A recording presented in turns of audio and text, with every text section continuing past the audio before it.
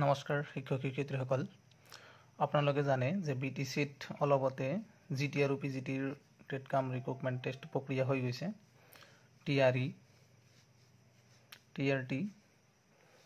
এই টেট কাম ৰিক্ৰুটমেণ্ট প্ৰক্ৰিয়া যেটো হৈ গ'ল এই ৰিক্ৰুটমেণ্ট প্ৰক্ৰিয়াৰ আনসাৰ কি অলৰেডি ওলাই গৈছে তাৰ পিছত ৰিজাল্টৰ কোনো খবৰ নাই কাৰণ হল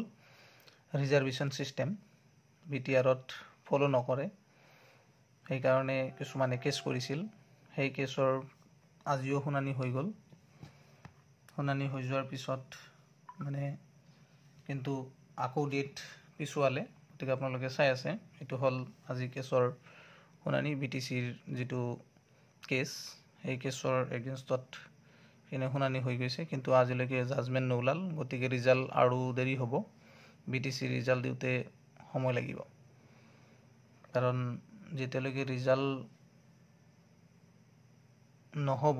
কেছৰ তেতিয়ালৈকে বিটিচিৰ ৰিজাল্ট ওলোৱাত পলম হ'ব বুলি ধৰিব পৰা যায় আপোনালোকে এটো চাব পাৰে কেছ ফাইল হৈছিল মানে ফাইলিং ডেটটো আছিল 7/1/2025 আৰু ৰেজিষ্টাৰ হৈছিল 9/1/2025 তাৰিখত তাৰ পিছত হিয়াৰিং বিলাক এনেকে এই কেজনে কেছ বিলাক কৰিছিল আপোনালোকে ওয়েবসাইটত গলেও পাব তাৰ পিছত এনেকে ইয়াতে হিয়াৰিং বিলাক হৈছিল কেতিয়া আজি হৈছিল 11/3/2025 তাৰিখ আপোনালোকে চাই আছে এটোত 11/3/2025 তাৰিখ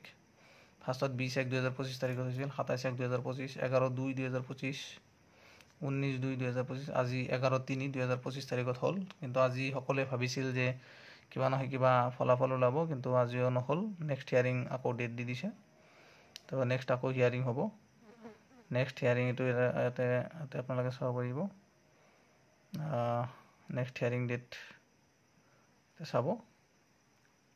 গোটেইখিনি যেতিয়া আপোনালোকে ডাউনলোড কৰিব তেতিয়া আকৌ চাব পাৰিব